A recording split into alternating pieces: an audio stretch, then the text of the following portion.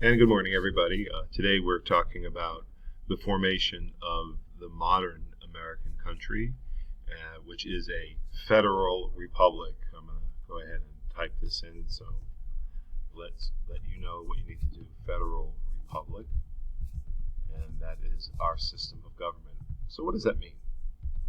First of all, you need to know what is a republic. A republic basically is featured by representative government. It's where you don't have direct democracy. You have representatives who you elect, and they represent your interests. They go meet in a centralized place and they talk about things, and then they make laws, and they try to balance the values of your region. One of the problems this caused when the United States was a republic, just a republic, and it was called the Articles of Confederation. That was our first form of government. And it was a very loose republic. Each colony had a representative, and they would send them to Washington, or not to Washington, to the capital, which was in New York, Philadelphia, and then New York. The problem was it was too weak. One of the problems is that currency didn't have to be recognized. So New York didn't have to recognize Massachusetts currency. They would put tariffs on each other's goods to protect local industries. There was not enough cooperation, while there was the ideas that if a war happened, the country would unify. The problem with trade was a big problem, and finances was a big problem. Revolutionary soldiers hadn't been paid in years, and this led to a lot of problems and a lot of anger.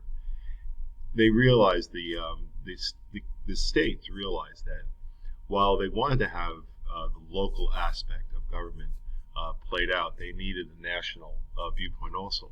And so what they did is they created a federal republic, and the Constitution are the bylaws and the guidelines to have a federal republic. A federal republic means that you have a strong central government.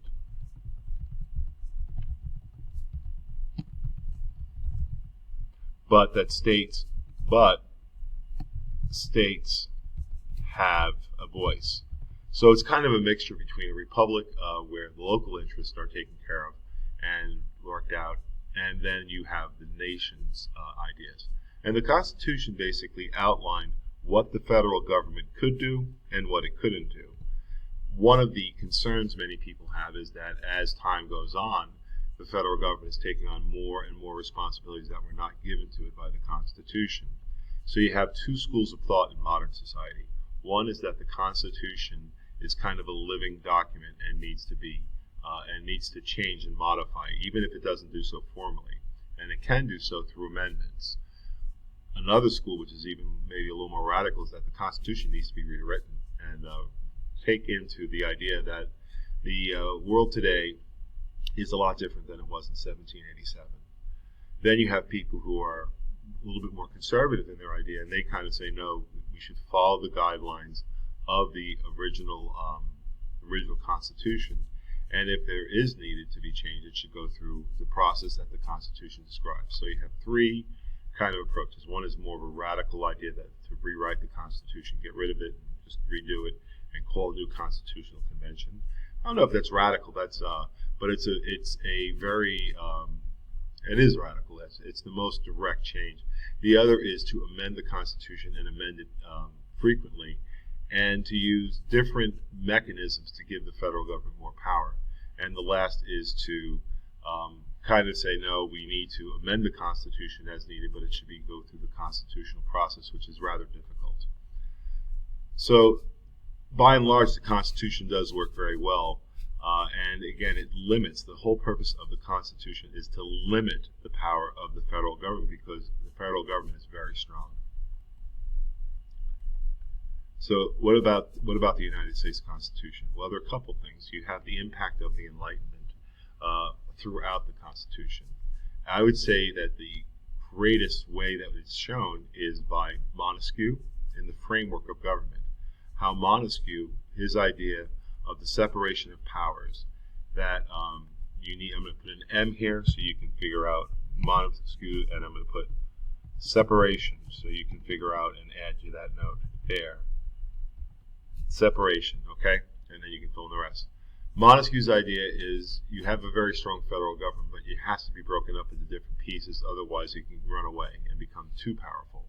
And that's why his idea was, and it was adopted by Madison, is that you would have the executive branch, you would have the legislative branch and the judicial branch. And sometimes they pull together. They're going in one direction, but a lot of times they're going in different directions. And this is, while it can create a situation that nothing is happening, it creates a more stable government that doesn't change radically every 4 years when you have a new election. The changes should be incremental. The federal government, the federal constitution also is a symbol of freedom, and it's a symbol of freedom for a couple of reasons, because of the Bill of Rights. And we'll be looking at the Bill of Rights in more detail tomorrow. But the Bill of Rights is a very important part of the Constitution, and let's see if I can add that here. It's not letting me type, so I'm not sure why it's not letting me in there. But the Bill of Rights is the symbol of freedom, okay? And these are basically constitutional guarantees that the government will protect these rights, which would be considered part of the natural rights. And when we look at them, we're going to try to break them up into the idea of life, liberty, and not so much property, because the American value is pursuit of happiness, as found in the Declaration. Okay, so I realize now what's happening is that my computer is offline, so I'm hoping that this connects and stays connected. I'm running it offline, and then I'll post later. So let's look here. You have James Madison. He is the father of the Constitution. He later becomes a president, and he was a legal scholar. And these are the people who worked on the Constitution. They all knew the law. They knew the history of the Enlightenment. These were very brilliant people, and they came up with a document that's really served our nation well for over 200 years. The U.S. Constitution now, basically, one of the key phrases of it is the series of checks and balances, and each branch of the government limits the power of the other branches. And that means sometimes the executive will want to enact the laws of Congress, but when he goes on his own, Congress can slow him down. The president can also slow down Congress. He can say, no, this bill is not going to work, not while I'm president. He can veto a law. The courts, their job is to interpret whether something being done lines up with the Constitution, if in fact it is constitutional. So it's worked out very well for us. This is a model of Columbia. Columbia was basically the symbol of the United States. It was a personification of the United States, and you have here the portraits of some of the first presidents. And again, Columbia is a mythological being, and the United States adopted it. So here's your quiz questions, and we'll just read them to you, and you can answer them yourself. And if you turn these in, you get 5 points added to your score at some point this week, if you need it. If you don't need it, I'll add something to earlier units, or 1 point per question. So what did George III, how did he impact the Parliament? And which is the best answer? And we talked about that quite a bit. The purpose of the Navigation Act. We didn't talk about that too much, but you can look that up in your textbook, do a search in your text, and what was the purpose of the Navigation Act, okay? And that was a law that King George passed. Discontent. Why did colonists resent the new taxes being imposed by Parliament after the French and Indian War, after 1763, okay? And what was the main reason why they resented it? Why was the Battle of Saratoga a turning point in the war? We talked about that in the previous video. And which of the following statements would a framer of the U.S. Constitution disagree? Which one would he disagree? And that should wrap up your note-taking skills. So you've done a great job if you've gotten to this point.